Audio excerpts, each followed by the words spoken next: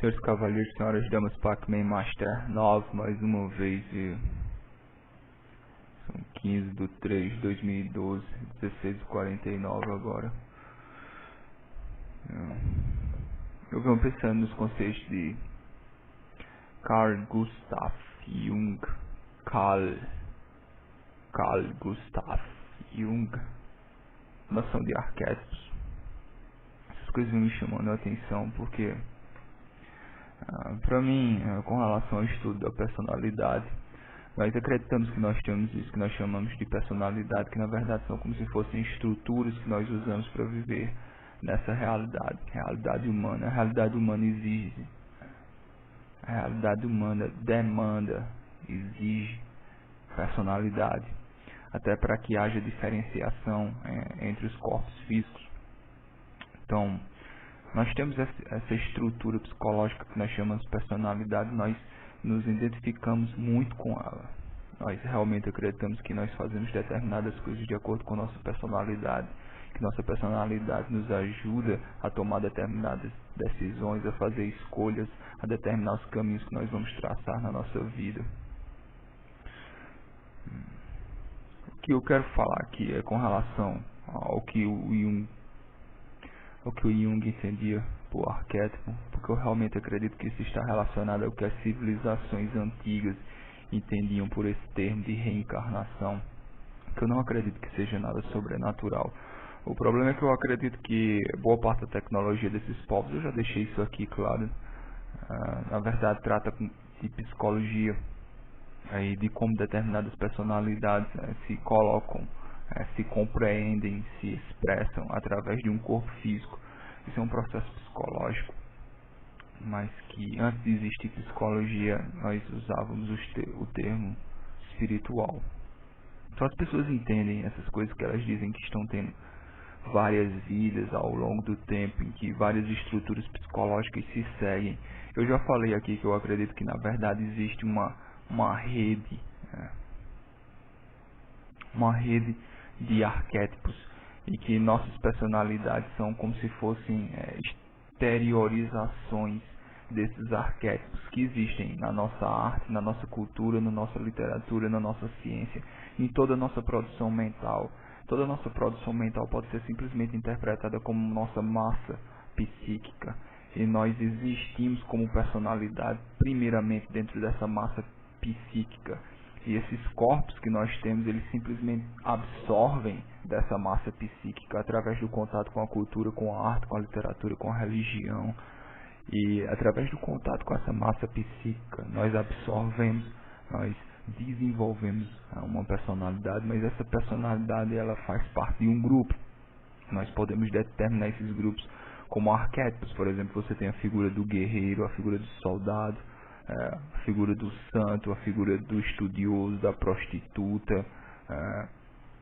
Eu estou falando aqui essas coisas em masculino e feminino, mas na verdade o arquétipo ele não é nem masculino nem feminino. Ele pode ter exteriorizações masculinas ou femininas, mas eu acredito que no caso você tem a prostituta e o prostituto, você tem a guerreira e o guerreiro, você tem o soldado, você tem um santo e você tem a santa. O arquétipo ele não faz diferenciação de sexo. Eu acredito até porque o mesmo arquétipo ele pode se exteriorizar em um corpo masculino ou um corpo feminino. Ele vai fazer, vamos dizer assim, ele vai se compreender um pouco diferentemente, mas eu acredito que a associação primordial é com relação à estrutura que ele tem de resposta em relação aos desafios que ele recebe do mundo. Então, nós recebemos desafios do mundo, nós recebemos coisas que nós precisamos enfrentar, precisamos compreender, nós precisamos agir, nós precisamos ter ação dentro do mundo. Existem vários caminhos, existem vários caminhos que você pode percorrer. E você vai dizer que todos os caminhos que você vai percorrer está de acordo com a sua personalidade. Mas a sua personalidade ela faz parte de um grupo específico que nós chamamos de arquétipos. Ou seja, a sua personalidade é uma exteriorização de um determinado tipo de arquétipo. Uma imagem, uma figura, algo que existe no subconsciente coletivo. Eu falei aqui de subconsciente coletivo, eu queria colocar aqui porque eu acredito que os estudos do Jung sejam a única possibilidade que nós tenhamos de compreender realmente o que é reencarnação de um ponto de vista científico, ou seja, psicológico. Porque os corpos, eles se sucedem, o corpo ele nasce e morre, nasce e morre, nasce e morre. Todo momento vários corpos estão nascendo agora, vários corpos estão morrendo agora. Essas estruturas físicas, elas vêm e vão muito rapidamente, elas simplesmente aparecem nesse planeta e elas somem num piscar de olho, num piscar de olhos. Mas os arquétipos não. Os arquétipos eles ficam, eles se perpetuam, eles atravessam gerações, séculos, milênios e eles se exteriorizam através de nós. Eles se mostram nesse mundo através de nós porque nós nos ligamos a arquétipos, nós nos influenciamos por pessoas, mas principalmente por personalidades. Personalidades ficam gravadas no subconsciente coletivo, na nossa grande massa psíquica da qual todos nós bebemos. E nós agora, nós que fazemos parte de todos os seres humanos que estão vivos agora nesse planeta, nós bebemos dessa fonte que está aí muito antes de nós nascermos. O subconsciente coletivo é como se fosse uma espécie de memória coletiva, uma grande memória coletiva. Antes de nós termos internet, antes de nós termos nossos bancos de dados, antes mesmo de nós termos literatura, nós tínhamos subconsciente coletivo. E essa mente coletiva funcionava como uma espécie de memória. Os corpos vinham, os corpos passavam, as pessoas nasciam e morriam, mas aquela massa psíquica continuava. É literalmente como se você nasce, você absorve essa massa psíquica, você carrega ela enquanto você está vivo, você contribui para algumas modificações nela no seu período de vida, e quando você morre, ela continua aqui e ela vai servir de modelo para as pessoas que vão nascer futuramente. A estrutura primordial dessa massa psíquica são as nossas linguagens, a linguagem humana em si. Eu não acredito que nenhum tipo de conhecimento é tão importante quanto o conhecimento da própria estrutura da linguagem em si. Nós dizemos que nós aprendemos a ser humanos. E nós ouvimos histórias, desde que nós somos crianças, nós estamos aqui, nós ouvimos histórias, mesmo antes de existir tecnologia para ter filmes, TV, rádio, o que fosse, nossos avós nos contavam histórias, nossas histórias estavam na literatura e nossas histórias nos ensinavam a ser humanos, como humanos agiam. Isso é o que se pensa atualmente. Mas o que eu estou querendo colocar aqui é o seguinte: a própria estrutura da linguagem, não o conteúdo que ela pode passar. Não o conteúdo que ela pode passar. A estrutura da linguagem em si, ela parece que é mais importante do que o conteúdo que ela carrega. Porque o conteúdo ele pode ser esquecido. E não faz a mínima diferença. Todas as nossas histórias poderiam ser esquecidas. Se nós tivéssemos linguagem, nós criaríamos outras. Mas a linguagem ela não pode ser esquecida. Se a linguagem for esquecida, se por algum acaso humanos parassem de falar, aí sim você teria uma regressão. Porque as pessoas que nascessem após aquilo, elas não teriam contato com linguagem. Elas não teriam capacidade de se tornar humanas. Porque é essa linguagem que nos faz humanos. É a nossa linguagem que nos faz humanos. A nossa linguagem, ela traz a nossa noção espacial. Não, a nossa noção espacial não está simplesmente na nossa percepção sensória. Nós percebemos o mundo. Mas é a nossa mente que organiza essa percepção, e essa organização ela é feita através de conceitos. E primordialmente é a nossa linguagem que nos dá a nossa noção de tempo, presente, passado e futuro. É a nossa linguagem que me diz que eu sou uma pessoa e você é outra. Você tem essa palavra eu, você tem essa palavra você tem essa palavra nós. Essas palavras nos organizam mentalmente. Elas nos permitem que a nossa mente funcione aqui nesse plano. Então talvez a própria identidade humana esteja dentro da linguagem em si, que é uma estrutura não física. A linguagem não é uma estrutura física, mas a nossa identidade está nela. A identidade humana não está no nosso corpo. Nós poderíamos ter esse mesmo corpo, nós poderíamos estar vivendo em cavernas, nós poderíamos estar brigando por comida, agindo perfeitamente como animais. Mas o que nos diferencia é porque nós temos capacidade de ter linguagem complexa, linguagem articulada.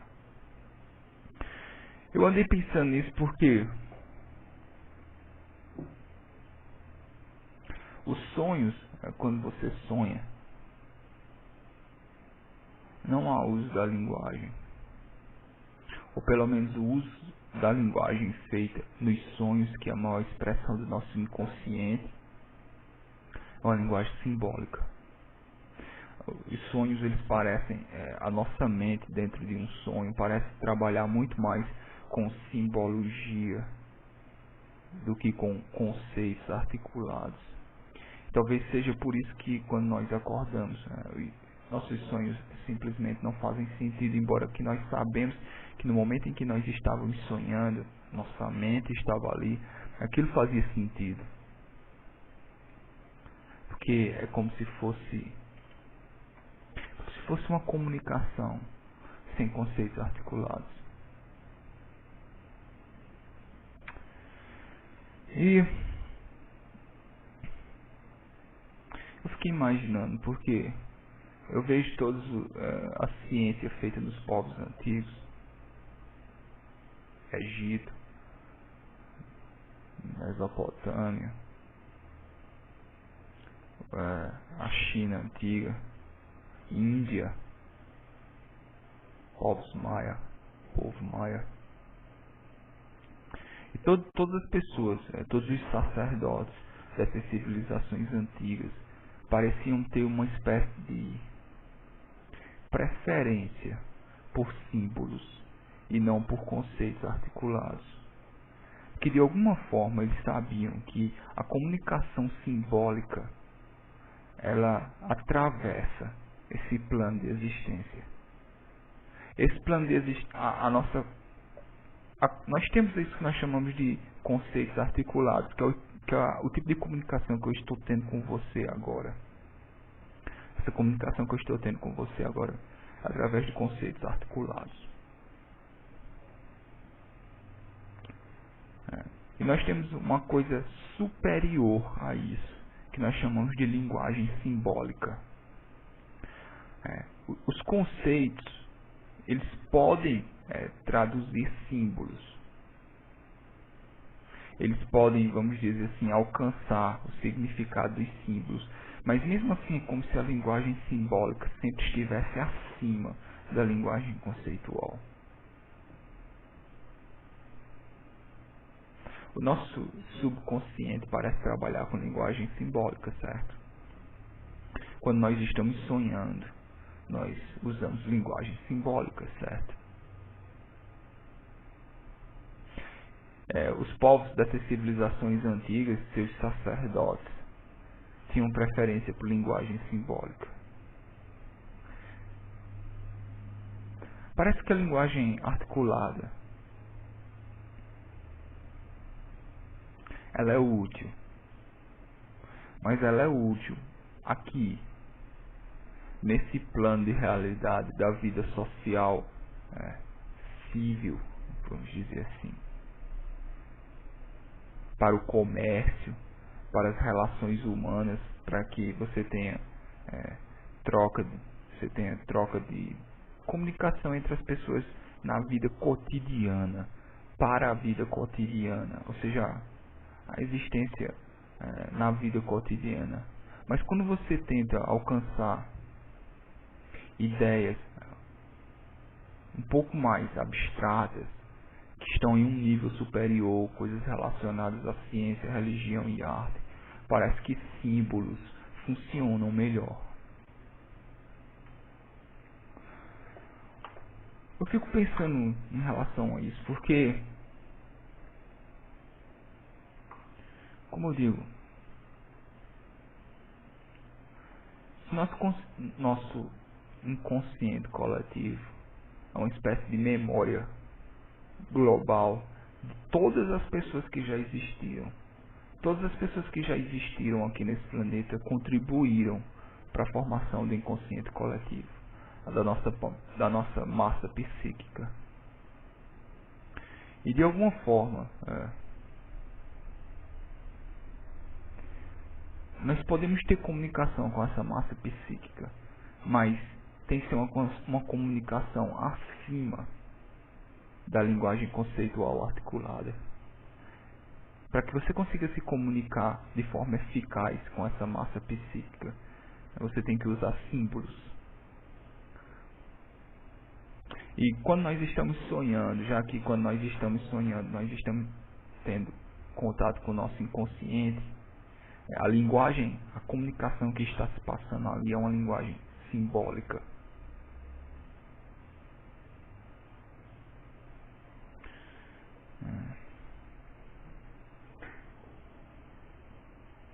Linguagem simbólica, ela é superior porque ela simplesmente não tem barreiras. Nem barreiras étnicas, nem barreiras países. Ela está acima da linguagem do ponto de vista étnico, cultural. A linguagem simbólica, ela parece ser a linguagem humana em si, que faz sentido para todos os humanos. Quando você vê uma imagem de um crânio, de uma caveira, você sabe que aquilo representa a morte. Você não precisa ser chinês, americano ou brasileiro. Quando você vê a imagem de uma espada, você sabe que aquilo representa luta, militarismo, virilidade. Quando você vê uma imagem de uma estrela, você automaticamente associa aquilo à luz, a um ponto de luz, seja o que essa ideia queira representar dentro da comunicação que está havendo. Os nossos sonhos, a comunicação que ocorre nos nossos sonhos se passa nesse nível. O nosso inconsciente coletivo usa essa linguagem. Essa linguagem está acima da linguagem conceitual. Os sacerdotes de todas as civilizações antigas usavam imagens, usavam linguagem simbólica.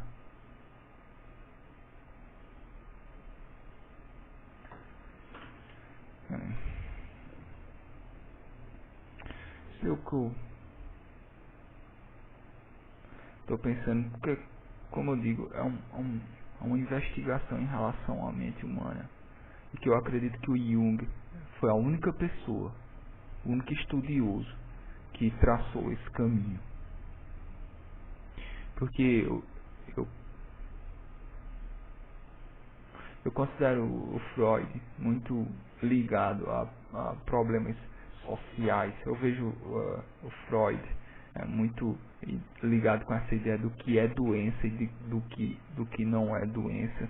E eu vejo ele muito ligado a uma vida social, dizer o que é normalidade e o que não é.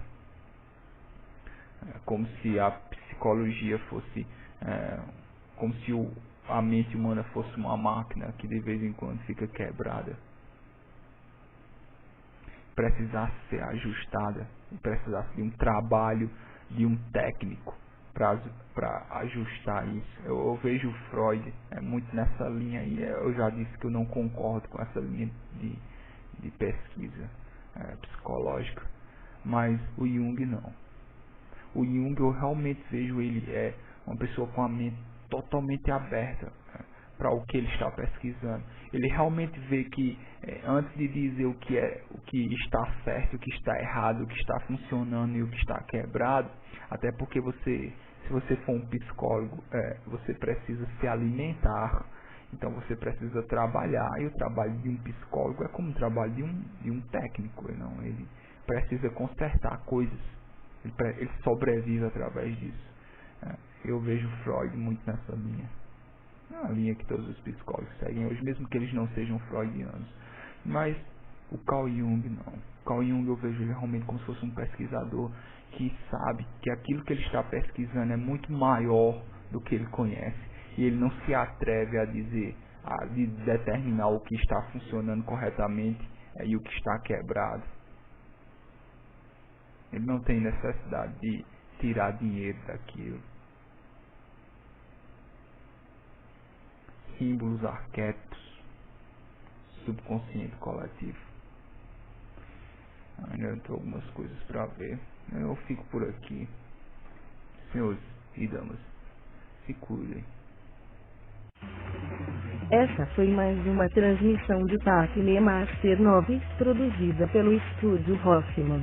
Links encontram-se na descrição do vídeo. Veja também o canal exclusivo de música alternativa, Tacne Master 9B. Você também pode adicionar tudo Hoffman no Google Plus. Paz, equilíbrio e determinação.